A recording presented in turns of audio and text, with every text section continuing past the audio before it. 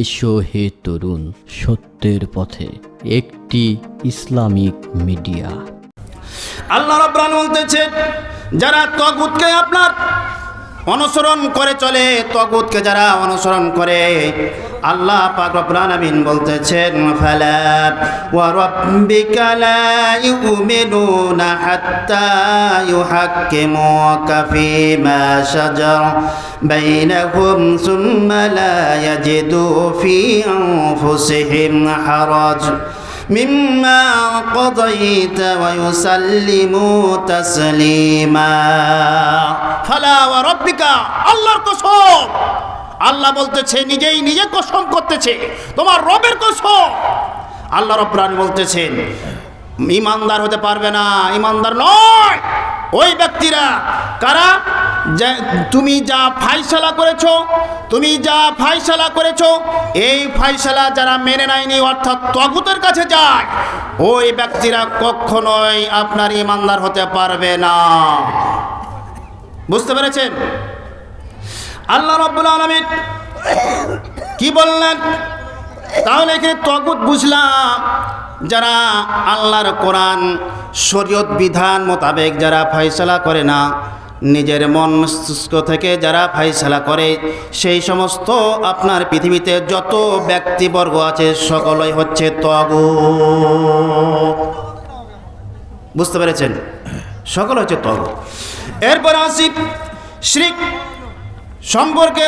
একই শিরক সম্পর্কে আসি, আল্লাহ রাব্বুল আলামিন বলতেছেন, فمن كان يرجو لقاء ربه فليعمل عملا صالحا ولا يشرك بعبادة ربه أحدا।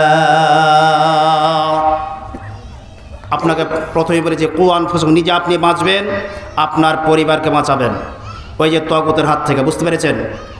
আপনি নিজে বাঁচুন এবং আপনার পরিবারকে বাঁচান, আপনার ভাই ব্রাদারকে বাঁচান, আপনার সন্তান সন্ততিকে বাঁচান তাগুতের হাত থেকে। যে তাগুত আপনাকে জাহান্নাম পর্যন্ত নিয়ে ছাড়বে, ওই তাগুতকে আপনি ওই তাগুতের হাত থেকে আপনি নিজে বাঁচুন, আপনার পরিবারকে বাঁচান,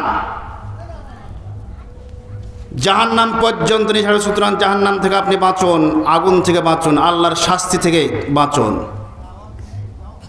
তাগুতের পথ থেকে ফিরান, আপনি নিজে ফিরুন, আপনার পরিবারকে ফিরান।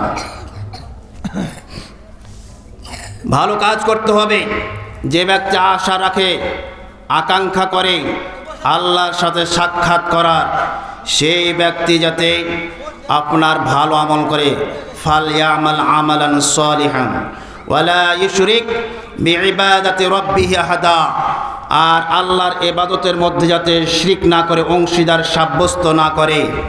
আল্লাহর নবী জনাব মুহাম্মদুর রাসূলুল্লাহ সাল্লাল্লাহু আলাইহি সাল্লাম বলতেছেন, তিনাকে জিজ্ঞেস করলেন, আব্দুল্লাহ ইবনে মাসউদ রাদিয়াল্লাহু তাআলা আনহু থেকে বর্ণনা করা হয়েছে, ক্বালা রাজুলুন ইয়া রাসূলুল্লাহ আইয়ুজ জামি আকবার ইনদাল্লাহ, সবচাইতে বড় গুনাহ কোনটি? আল্লাহর নবীকে জিজ্ঞেস করলেন। আল্লাহ রাসূল সাল্লাল্লাহু আলাইহি সাল্লাম বলতেছেন, সবচাইতে বড় গুনাহ হচ্ছে আল্লাহর সাথে অংশীদার সাব্যস্ত করা। কি বললাম? আল্লাহর সাথে অংশীদার সাব্যস্ত করা। আল্লাহ যা পারে, আল্লাহ যা করে, অনুরূপ অন্য কোনো ব্যক্তির ওপর, অন্য কোনো তাগুতের ওপর সেই ধরনের কর্মকাণ্ড অন্যের ওপর অর্পণ করাটাই হচ্ছে কি শিরক। কি বললাম? আল্লাহ যা পারে, আল্লাহ যা করে, অনুরূপ অন্য ব্যক্তির উপর, তাগুতের উপর অর্পণ করাটাই হচ্ছে কি শিরক। এটা হচ্ছে অংশীদার সাব্যস্ত করা আল্লাহর সাথে। সুতরাং আল্লাহ পাক রব্বুল আলামিন এর হাবিব জনাব মুহাম্মদুর রাসূলুল্লাহ সাল্লাল্লাহু আলাইহি সাল্লাম বলতেছেন, আন আবি হুরায়রা রাদিয়াল্লাহু তাআলা আনহু ক্বালা ইজতানিবু সাবআল মুবিকাত, তোমরা 7টি ধ্বংসাত্মক বস্তু থেকে বেঁচে থাকো। এক নম্বর হচ্ছে শিরকু বিল্লাহ, আল্লাহর সাথে অংশীদার সাব্যস্ত করা। এই থেকে তোমরা বাঁচো। 7টার মধ্যে একটি প্রথম হচ্ছে কি? শিরক করা, আল্লাহর সাথে অংশ সাব্যস্ত করা। আমরা সালাত আদায় করি মসজিদে, কথা ঠিক না?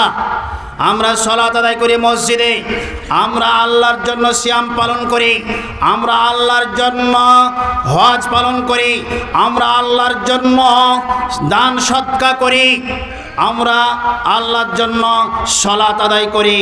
মসজিদে, মাঠে ঘাটে যেখানে ওয়াক্ত হয়, আপনার ফকির মিসকিন মসজিদ মাদ্রাসা যেখানে হোক না কেন, দান সদকা করি আল্লাহর জন্য। আর এই সালাতটা অর্থাৎ সিজদাটা যদি, রুকুটা যদি আপনি এই আল্লাহকে বাদ দিয়ে মাজারে গিয়ে যদি আপনি দেন, তাহলে এটা হয়ে যাবে কি? এটা হবে শিরক। কি হবে? এটা শিরক হয়ে যাবে।